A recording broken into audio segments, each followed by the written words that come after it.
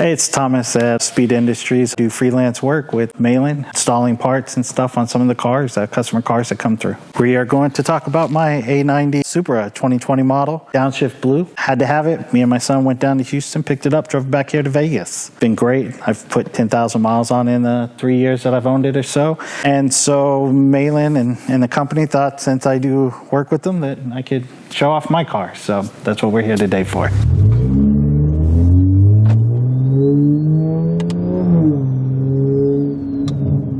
So we'll start out here at the bumper. I have a Sabon, I believe it's MB style front lip. This is the third lip that was on there. It had Fly One Motorsports. We drove it back sitting in the lap, put it on, and my son caught a curb with it, broke it. So we put this one on. Sits a little higher. Racing tow hook I got, it was on clearance. It's more of the yellow from the Subaru. If I had to do anything in the front again, the only thing I'd probably do is bought the tow hook a little sooner so that when I powder coated the wheels, it could have been powder coated yellow.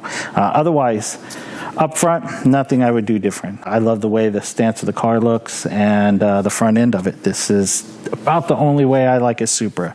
Without a lip, I am not a very big fan of the front end of the Supra. I think the Adro kit is a big step up, but that's just my opinion on it.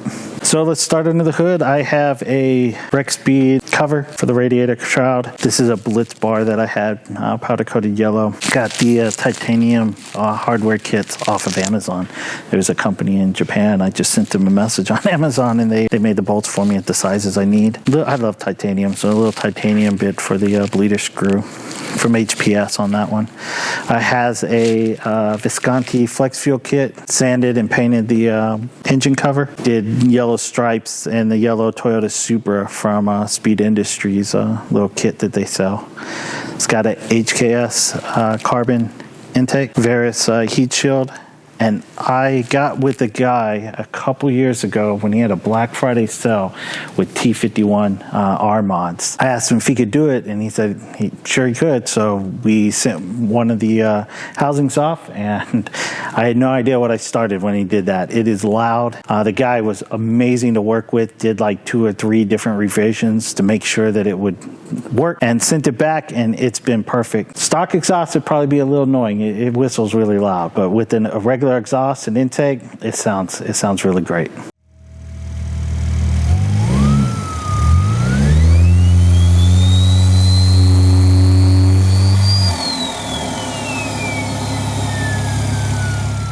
So if I had to do anything over, I don't know if I would do anything over.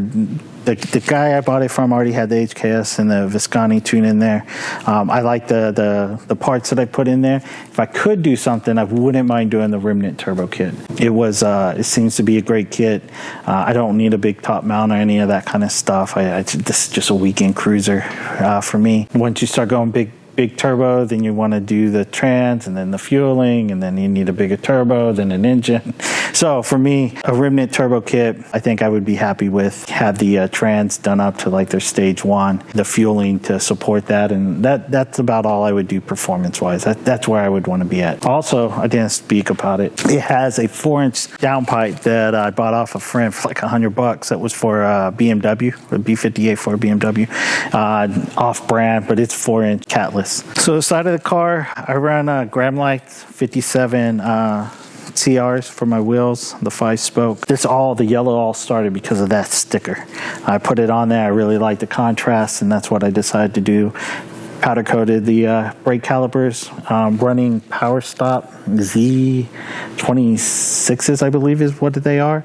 Brake pads, front and rear. Ordered up from a UK company, titanium bleeder screws for Brimbos on there. This is Ryzen for the valve cap and the lug nuts. Those are both titanium. Speed Industry did the cap in a carbon fiber with the yellow here. They had it done up here. They can do stuff like that. My fender is Ings, a carbon fiber. It's actually not an Ings. It's a knockoff of the Ings. I got MV Specialties vents, and the side skirt is the Sabon MB style side skirt, M series caps that the original owner had. Don't know who did the wind buffers that was on there. These were on there. I put the yellow stickers on, Speed Industry sticker. So the rear is 57 CR2. I have the NTO 5Rs. I had to search to find them because they're discontinued.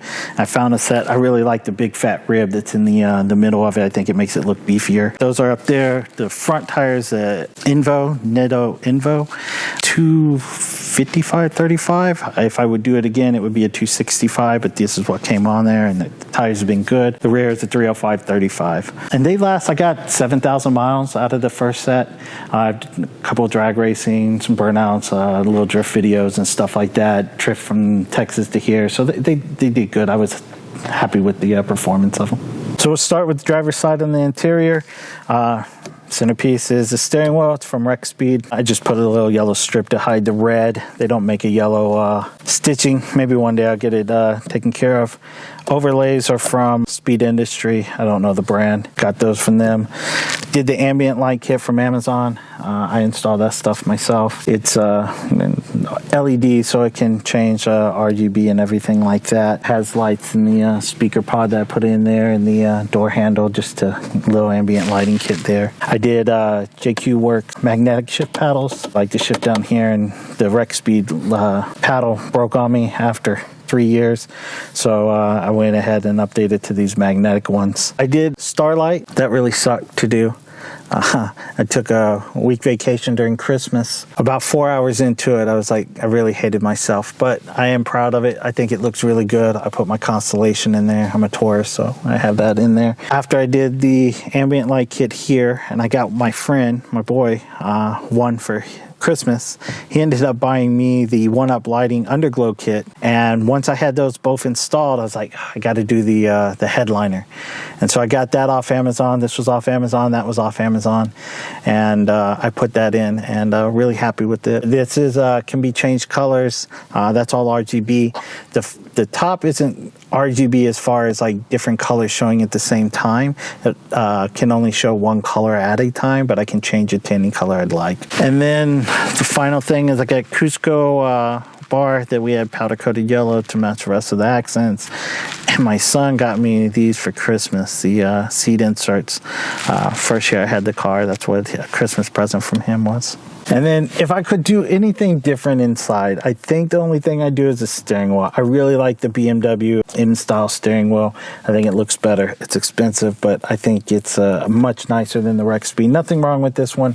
I just like the style of the BMW M. Suspension is just H&R lowering springs. That's all I have on there. I like the way it's set, so I haven't changed them to anything else. Maybe one day I'll go to the HKS adjustables. The way it sets right now, I'm happy with, so just has H&R lowering springs. It lowers them, what, like 1.5 inches or something like that, 1.2 inch. So that's what's on there. Starting in the back, has a Fenix Street Hunter carbon fiber wing. Thick whip badges front and rear. Happy Endings titanium bolts for the license plates. This is just the Amazon license plate holder. Sabon MB style rear diffuser. Rex Speed yellow light to go with the rest of the yellow theme. Has a Veris exhaust cutout done with tiny carbon fiber vinyl because I haven't got a carbon one from Rex Speed yet. The exhaust is a SP1X done by SP1R Motorsports. SP1X 4-inch, so it's straight back 4-inch prototype. I was speaking with Charles one day about it, and I had the 3.5. We did the 3.5 on here, and I was talking about the 4-inch. I sent him my downpipe. 9-10 months later, I got the 4-inch. So it's 4-inch straight back. Definitely a different tone than the 3.5. I've had a lot of different exhausts on here. So the exhaust I had when I bought it was an AWE. It was a touring with the resonators. I believe, even though I love this exhaust, the look and everything is exactly what I'm going for, but I believe that AWE has the best sounding exhaust there is. It's not too loud and everything. HKS makes a great sounding exhaust too. I didn't have one of those on there. I did have the Tomei single exit and the Tomei dual on here, stock of course, and SP1R and the SP1X. But I still believe that the best sounding daily is the AWE touring with the resonators. It's not overly loud. There's no drone. It sounds great. But for the look and everything to fit this car, the SP1X I think is that tip sticking out there, just like the old school Supras. I think just makes a car.